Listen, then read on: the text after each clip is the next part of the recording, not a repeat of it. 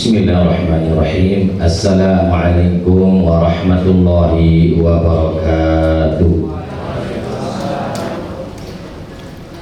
Alhamdulillah wa kafa, wassalatu wassalamu ala asyrafil anbiya'i wal mursalin Sayyidina Muhammadin wa ala alihi wa ashabihi ajma'in. Subhanaka la ilma lana illa ma 'allamtana innaka antal alimul hakim. Rabbi syrah li sadri wa yassir li amri wahlul 'uqdatam min lisani yafqahu qawli, amma ba'du.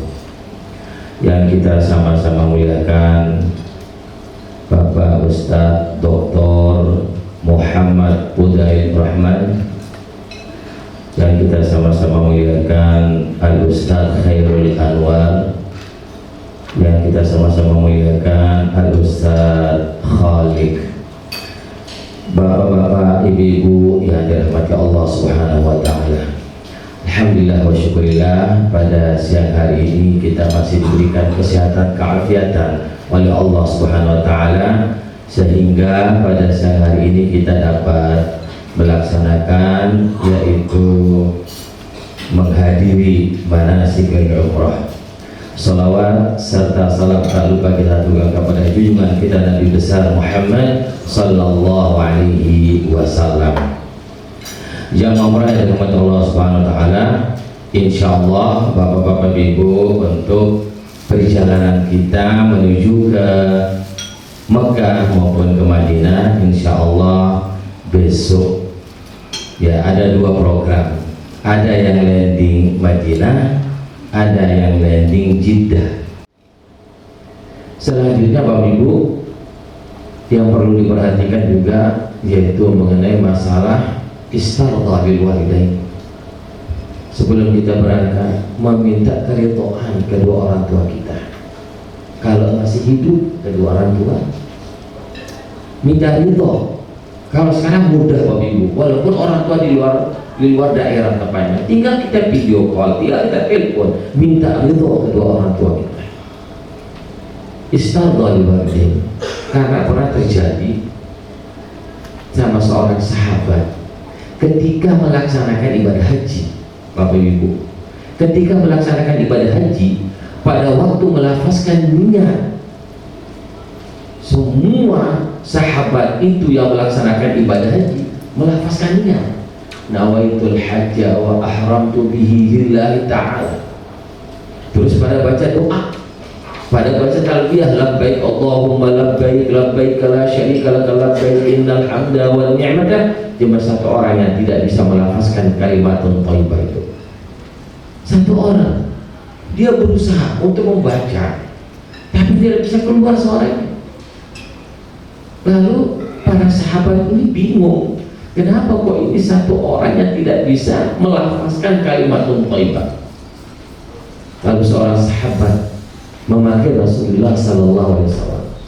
Lalu Rasulullah SAW datang di tempat itu, lalu menanyakan, apakah masih hidup kedua orang tuanya? Apa jawaban sahabat? Masih ya Rasulullah, ibunya masih hidup ya Rasulullah. Kalau gitu panggilkan. Lalu dipanggil ibunya, ditanya ibunya, apakah ada dosanya anakmu ini? Apa kesalahannya anakmu ini? Ya Rasulullah, kesalahan itu gak terlalu berat ya Rasulullah. Kesalahan itu ringan ya Rasulullah. Apa kesalahannya? Ketika saya memanggilnya, dia tidak pernah menyahut, bilang na'am, bilang iya, diam aja ya Rasulullah. Nah itu kalau zaman dulu. Tapi kalau kita bandingkan dengan generasi sekarang ini, bahkan banyak yang melawan kedua orang tuanya, banyak yang memukul kedua orang tuanya, bahkan ada yang membunuh salah satu orang tuanya. Na'udzubillah min dzalik. Yang ini Mekah berarti dia memakai ihram nanti di pesawat, memakai pakaian ihram di pesawat. Tapi kalau ibu-ibu, gak apa, yang jadi pakai ihram itu yaitu batiknya itu dipakai. Yang penting pakai muknah ketika kita melaksanakan tawaf. Nah kalau yang di Madinah udah pakaian biasa. Kita tidak memakai pakaian ihram yang di Madinah, karena nanti kita umrah itu dari Madinah kita umrah, bukan dari atas pesawat. Jadi yang di Jeddah nanti niat itu nanti akan dipimpin oleh Ustaz Dr. Fudail, yaitu di atas pesawat. Mengambil miqat itu di Yalamlam namanya. Nanti diumumin di pesawat nanti sama pramugari. Nanti akan diumumin. Insya Allah nanti kita akan melewati Yalamlam lagi 30 menit. Udah siap-siap Bapak Ibu untuk memakai pakaian ihramnya. Nah itu bapak-bapak terutama. Nah itu jadi pakai ihram itu nanti di atas pesawat, terus melafazkan niat untuk melaksanakan ibadah umrah itu di atas pesawat di Yalamlam. Kalau andainya melewati daripada mikot, nah ini menurut pendapat MUI Indonesia, boleh kita berniat di King Abdul Aziz, yaitu di Bandara Jeddah. Tapi nanti tergantung ustadznya, nanti mau disuruh melafazkan niat di pesawat silakan, di Jeddah juga silakan, karena ini ada pendapat juga. Kalau kita yang landing Madinah yaitu di Bir Ali, nanti di Madinah kita akan melafazkannya, dan insya Allah nanti yang landing Madinah nanti ada manasik lagi saya akan sampaikan di Madinah insya Allah. Nah setelah itu berniat Bapak Ibu yang landing Jeddah, niat itu nawaitul umrata wa ahramtu biha lillahi ta'ala. Kita sama-sama melafazkan niat, karena ini nanti pasti akan berniat juga ya landing Madinah. Bismillahirrahmanirrahim. Nawaitul umrata wa ahramtu biha lillahi ta'ala. Ya, setelah berniat, melafazkan niat, berniatnya di dalam hati untuk melaksanakan ibadah umrah karena Allah SWT. Nah, ini niat ini adalah termasuk rukun umrah. Kalau tidak berniat, tidak sah umrahnya. Kalau tidak berniat, oleh karena itulah Bapak Ibu, yang landing Jeddah berniat di atas pesawat, yang landing Madinah nanti kita akan berniat di Bir Ali. Nanti semua kita akan tuntun Bapak Ibu. Nanti berniatnya di Bir Ali itu nanti dituntun melafazkan niat itu di bis. Di bis kita akan berniat. Setelah kita berniat, nah setelah kita berniat, di situ ada larangan umroh. Larangan umrah itu hukumnya adalah wajib kita tinggalkan. Wajib hukumnya larangan umrah. Larangan umrah begitu kita melafazkan niat udah berlaku larangan umrahnya. Apa saja larangan umrah? Pertama, tidak boleh memakai wangi-wangian. Ini kalau sudah berniat. Tidak boleh memakai wangi-wangian. Tidak boleh memakai pakaian yang berjahit bagi bapak-bapak, bagi laki-laki. Ingatkan bapak-bapak ini. Kadang-kadang lupa bapak-bapak ini karena udah terbiasa memakai celana, terbiasa memakai helm. Nah, makanya saya sampaikan aja sebelum melafazkannya. Saya bilang bapak-bapak yang belum apa namanya? Ya, jadi bapak-bapak yang belum melepaskan celana dalam atau helmnya silakan dilepas dulu. Karena takutnya apa? Kalau sudah berniat terus ingat udah pakai kena dengan dalam. Ada saksinya. Karena itu kita melanggar larangan larangan umroh. Makanya Bapak Ibu, saya minta jangan malu bertanya sama Ustaz ya. Harus banyak-banyak bertanya. Di perjalanan banyak bertanya. Ketemu sama saya nanti di bandar bertanya kalau memang ada ya nggak jelas tentang hukum-hukum umroh. Tidak boleh memotong rambut, mencabut rambut tidak boleh. Bulu apapun tidak boleh dicabut, laki maupun perempuan. Ini diingatkan ini. Terutama ibu-ibu, jangan terlalu memakai lipstik ketika mau umrah, biasa aja. Wangi-wangian, parfum boleh kita pakai sebelum berniat, melaksanakannya, kita mau berangkat ke Bir Ali, pakai wangi-wangian di anggota badan kita boleh, tapi jangan memakai wangi-wangian di pakaian ihram kita. Kita semprot pakai ihram kita, pakai wangian, nggak boleh. Kalau di badan boleh. Nah itu nggak masalah kalau sebelum berniat. Tapi kalau sudah berniat di badan, di pakaian, hukumnya adalah haram. Ya kalau kita langgar, perhatikanlah dengan damnya nggak terlalu banyak, damnya Bapak Ibu. Damnya pertama itu adalah kita suruh milih, kita membeli yaitu 9 kilo beras di Saudi, nanti belinya, nanti kita bagikan kepada 6 fakir miskin, nanti diserahkan sama ustadznya sama mutawifnya. Bapak-bapak, ibu-ibu nggak mungkin nanti tahu di mana tempat untuk membeli beras, nanti diserahkan aja berapa harganya, diserahkan semuanya, itu menjadi damnya. Yang kedua, atau berpuasa 3 hari.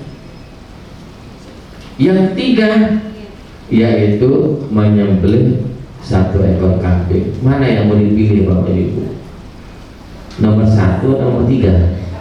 Nomor 1. Feeling saya seluruh jamaah pilih nomor 1. Nggak ada yang pilih kambing, karena kambing itu harganya sekitar 350 rial. Harganya 1 ekor kambing, sama dengan badan umroh. Badan umroh itu kita nyerahkan badan untuk kedua orang tua kita, atau salah satunya orang tua kita yang sudah mendahului kita, yang sudah meninggal dunia. Lalu kita tidak sempat untuk melaksanakannya untuk badan, kita serahkan sama ustadznya. Ustadz minta tolong ini kerjakan badan umroh untuk orang tua saya. Itu infaknya sekitar 350 rial, sama dengan bayar dam kalau kita melanggar, kalau kita mau 1 ekor kambing. Itu bayarannya.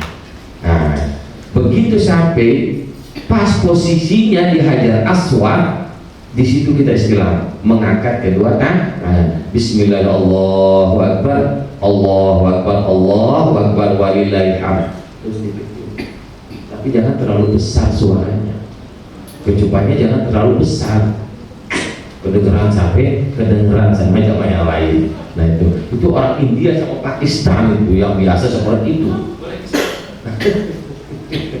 Nah itu Bapak Ibu, ini disunahkan istilah. Kenapa disunahkan istilah? Karena kita tidak bisa untuk mencium Hajar Aswad, disunahkan untuk mengganti mencium Hajar Aswad. Apa hukumnya mencium Hajar Aswad Bapak Ibu? Sunnah. Jangan memaksakan diri.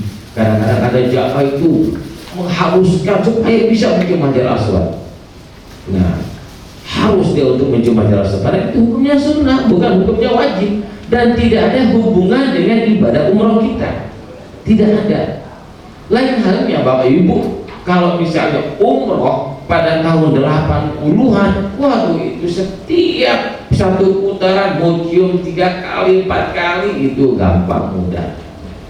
Kalau waktu tahun 80-an, karena waktu itu saya masih kecil, udah tinggal di Mekah sama orang tua, sekeluarga sama saudara. Masih kecil di Mekah, jadi kalau saya tawaf bersama orang tua, setiap putaran cium Hajar Aswad, cium Hajar Aswad, cium Hajar Aswad. Karena apa? Karena yang tawaf sedikit bisa dihitung. Tapi kalau sekarang nggak bisa dihitung, kalau sekarang padat, selalu ramai. Nah cukup kita istilah Bapak Ibu. Nah setelah istilah baru kita mulai putaran yang pertama. Nanti akan dibimbing oleh ustadznya. Doa, tapi tidak ada doa yang wirid yang langsung diperintahkan oleh Rasulullah SAW waktu tawaf maupun waktu sa'i. Makanya bebas, doa apapun kita baca boleh. Kalau misalnya karena kita pakai headset, kadang-kadang nggak kedengar bacaan ustadznya, baca udah Subhanallah, walhamdulillah, wala ilaha illallah, wallahu akbar. Subhanallah, walhamdulillah, wala ilaha illallah, wallahu akbar. Kalau tidak dengar bacaan ustadznya, terus kita muter sampai dengan rukun Yamani. Nah Rukun itu ada 4 rukun Bapak Ibu. Pertama disebut dengan rukun Hajar Aswad, yang kedua disebut dengan rukun Iraqi, yang ketiga disebut dengan rukun Syami, yang keempat disebut dengan rukun Yamani. Nah, rukun Yamani Bapak Ibu, di situ disunahkan kita membaca Rabbana atina fid dunya hasanah wa fil akhirati hasanah wa qina adzabannar.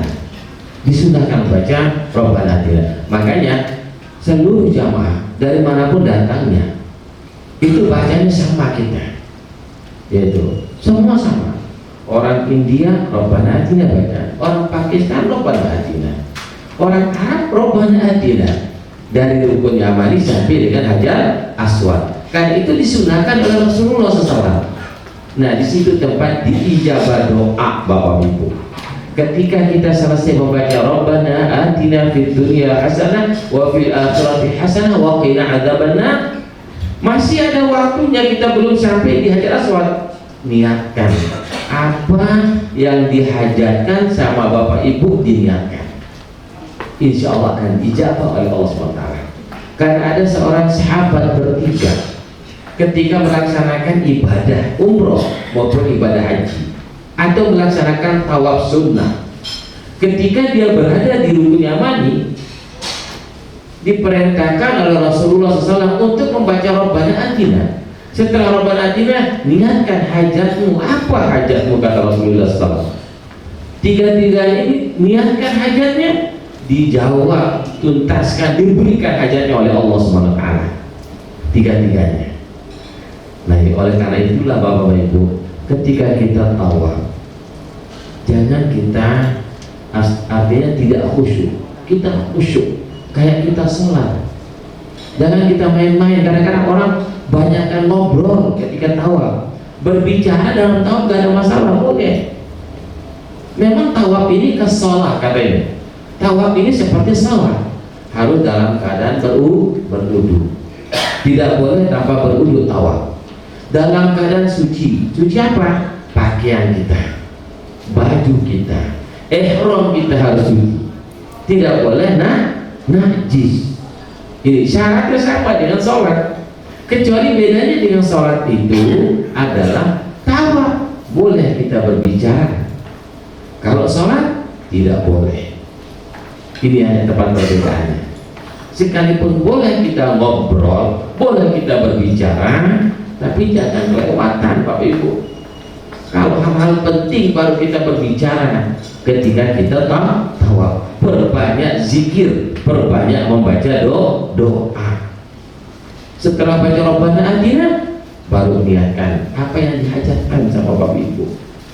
Hajatkan, niatkan untuk anak-anaknya menjadi anak yang saleh, menjadi anak yang salehah, menjadi anak yang hafizul Quran.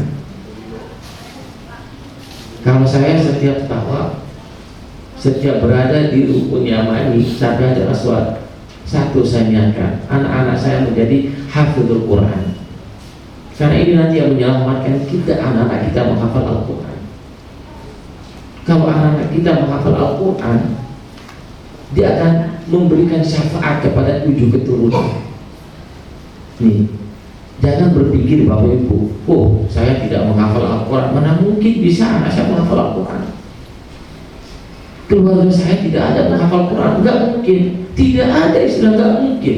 Yang penting kita berikhtiar, banyak berdoa di tempat-tempat mustajabah. Ya alhamdulillah, mungkin doa saya diijabah oleh Allah SWT.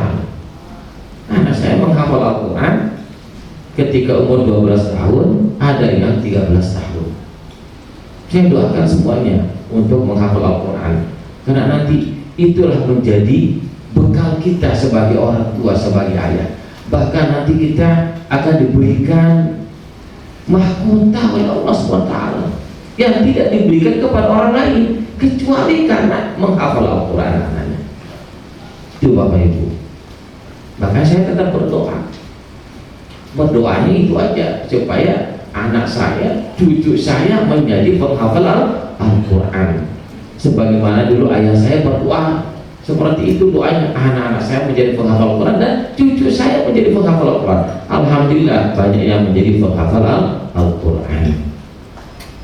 Kebetulan juga saya melanjutkan pesantren ayah saya di Lombok, pesantren tahfidzul Quran, menghafal Al-Quran. Itu mulai dari TK sampai perguruan tinggi. Ya alhamdulillah santri sebanyak 5.000 santri, santriwan, santriwati, semuanya itu mondok, dan yang sudah menghafal Al-Quran sudah ribuan yang sudah menghafal Al-Quran. Alhamdulillah, hadus binikmah. Nah itu yang dilihat Bapak Ibu ketika Bapak Ibu berada di rukun Yamani dengan Hajar Aswad. Kalau masih ada anaknya kecil, niatkan untuk menjadi hafizul Quran, menghafal Al-Quran. Kalau sudah menjadi menghafal Quran, insya Allah yang lain juga mudah untuk dicari, insya Allah. Nah ini putaran pertama. Terus putaran kedua seperti biasa, bacaannya juga nanti ada doa yang dibaca sama Ustaz. Jadi ikuti itu bacaan Ustaznya, jangan sampai ditinggalin. Kalau tidak dengar, boleh baca doa-doa yang lain yang dihafal sama Bapak Ibu. Sampai putaran kedua lagi, ketiga, keempat, kelima, sampai ketujuh. Ketujuh baru keluar Bapak Ibu. Keluar dari mana? Area tawaf, untuk mencari tempat kita sholat sunnah tawaf. Sholat sunnah tawaf itu hukumnya sunnah Bapak Ibu. Nanti tergantung pembimbing.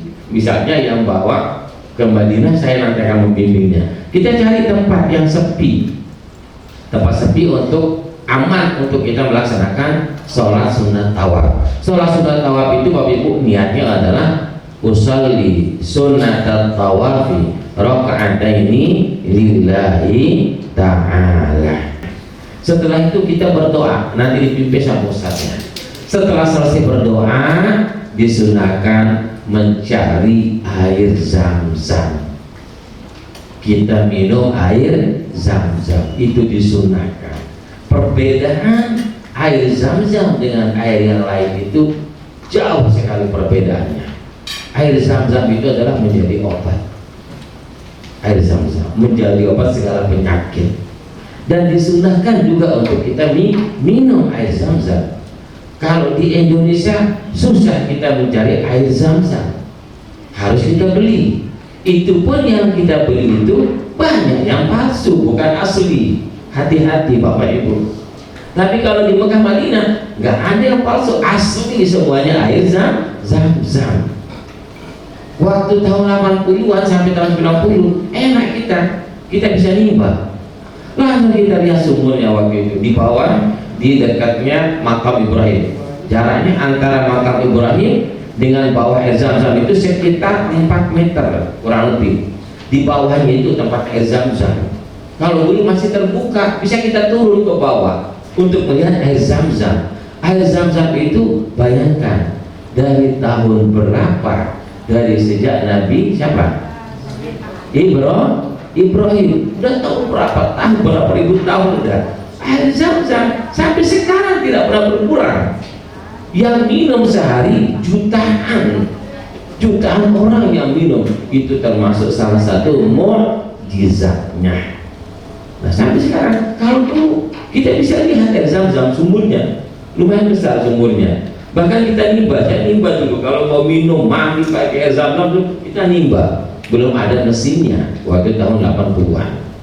Kalau setelah tahun 90 berapa baru ditutup air Zam-Zam, karena dikhawatirkan nanti tidak mencukupi. Kalau andainya masih tetap dibuka, orang semua mau melihat gimana bentuknya sumur air Zam-Zam itu.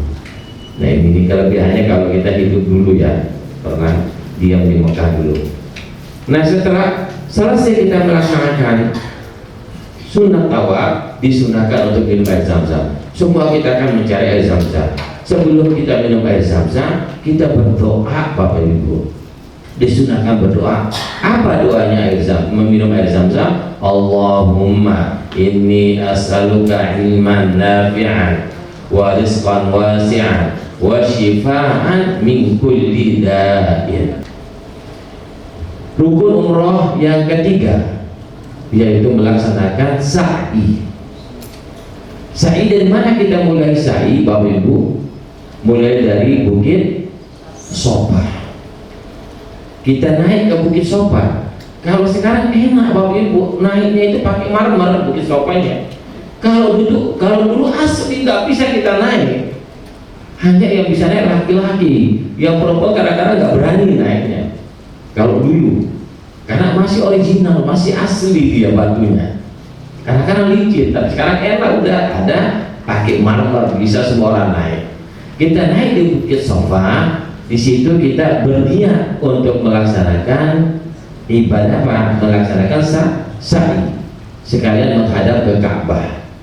Kita melafazkan niat, inna safa wal marwata min sya'air, abda'u bima ba'dallahi wa rasulih, inna safa wal marwata min sya'airillah, faman hajjal baita aw i'tamara fala junaha alaihi ay yatawafa bima wa man tatawwafa khairan fa innallaha syakirun alim. Nanti akan dituntun. Kalau saya jelaskan semuanya nanti waktunya tidak cukup, karena nanti setelah saya Dr. Fudel akan menyampaikan. Mulai udah doa, kita berjalan dari Sofa sampai mana Bapak Ibu? Ke Marwah. Sebelum nyampe Marwah ada lampu hijau. Nah di situ disunatkan bagi laki-laki, jangan ibu-ibu ikut lari. Disunatkan hanya bagi laki-laki. Tapi karena semangatnya lebih semangat ibu-ibu kadang-kadang lari, bapak-bapak jalan. Padahal yang disunatkan itu siapa? Bapak-bapak yang disunatkan. Tapi larinya itu jangan terlalu kencang bapak-bapak, kayak orang India maksud sampai mau nabrak kita. Larinya sekedar lari-lari kecil loh. Nah ini sunnah hukumnya. Untuk lari-lari kecil disunahkan oleh Rasulullah SAW.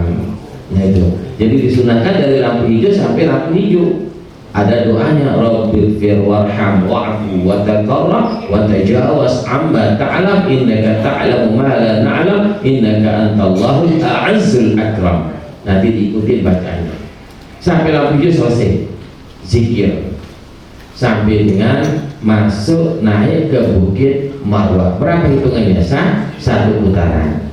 Jangan sampai ke Bukit Sofa satu putaran, bisa pingsan Bapak Ibu.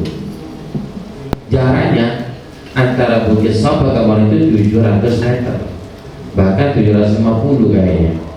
Gitu. Jaraknya antara Bukit Sofa ke Marwah. Nah sampai Marwah satu kali putaran. Dari Marwah ke Sofa dua kali. Kita mulai dari Sofa, selesai kita di Marwah. Setelah selesai di Marwah, sekarang tidak diperbolehkan Bapak Ibu berdoa di Marwah, dilarang sama polisinya. Kita keluar langsung, nanti di luar kita berdoa setelah sa'i. Setelah kita berdoa, baru kita tahallul. Apa arti tahallul? Mencukur rambut. Kalau sudah tahallul mencukur rambut halal, tidak ada larangan, udah semuanya. Nah diingatkan nanti bapak-bapak cukur sedikit, nanti botakin. Ya, kenapa? Lebih afdol botak daripada mencukur rambut sedikit. Karena didoain oleh Rasulullah SAW. Apa doanya Rasulullah SAW untuk bagi orang yang botak ketika tahallul? Allahumma gfir lil muhalliqin, Allahumma gfir lil muhalliqin, Allahumma gfir lil muhalliqin. Artinya apa? Ampunilah dosanya orang yang menghabisi rambutnya, membotakkan rambutnya ketika dia melaksanakan umrah dan haji tahallul. Itu doanya Rasulullah SAW. Kapan lagi kita didoain oleh Rasulullah SAW? Saya aja sama para ustadz yang setiap bulan berangkat, tapi kadang-kadang saya dimarahi sama anak saya karena setiap orang botak dimarahi. Bapak ini kapan untuk rambutnya? Saya takut melihatnya katanya. Jadi kita atur dia nggak setiap bulan, jadi kita botak. Kalau haji wajib kita botak semua, karena sekali setahun. Makanya kita para ustadz ini kadang-kadang berangkatnya 2 kali sebulan, kadang-kadang kita berangkat ada begitu. Kalau kita botak, nah anak kita nanti takut dia dekat sama kita. Makanya kita batasi, kadang-kadang 3 kali berangkat baru kita botak, 3 kali berangkat baru kita botak. Nah ini didoain Rasulullah SAW. Oleh karena itulah bapak-bapak ketika tahallul sebaiknya dibotakin, karena doa Rasulullah 3 kali. Doa Rasulullah untuk bagi orang yang mencubur itu 1 kali. 1 kali doa Rasulullah. Kenapa doa Rasulullah? Karena seorang sahabat yang bertanya, Kalau adanya tidak ada sahabat yang bertanya, nggak mungkin akan didoain Rasulullah. Apa katanya sahabat? Wa kaifa al-muhalliqina ya Rasulullah? Bagaimana ya Rasulullah bagi orang yang mencukur? Baru dia bilang Rasulullah, Allahumma fir lil muhalliqin. Nah itu, ampunilah lil muqassirin, ampunilah dosanya bagi orang yang mencukur rambut. Kalau adanya sahabat tidak bertanya, tidak didoain oleh Rasulullah. Karena ada pertanyaan sahabat, maka didoain Rasulullah. Yang botak 3 kali didoain Rasulullah, yang tidak botak sekali didoain Rasulullah Sallallahu Alaihi Wasallam. Jangan khawatir bapak-bapak ya, rambutnya itu tidak akan tumbuh lagi, bahkan lebih tumbuh lagi, lebih banyak lagi. Bahkan yang putih, habis putih rambutnya, kalau dibotakin insya Allah menjadi hitam nanti. Insya Allah. Yang penting doanya Rasulullah kita mohon dan minta kepada Allah Subhanahu Wa Taala. Karena doa Rasulullah SAW itu tidak ada yang tidak diijabah oleh Allah Subhanahu Wa Taala. Pasti diijabah oleh Allah Subhanahu Wa Taala.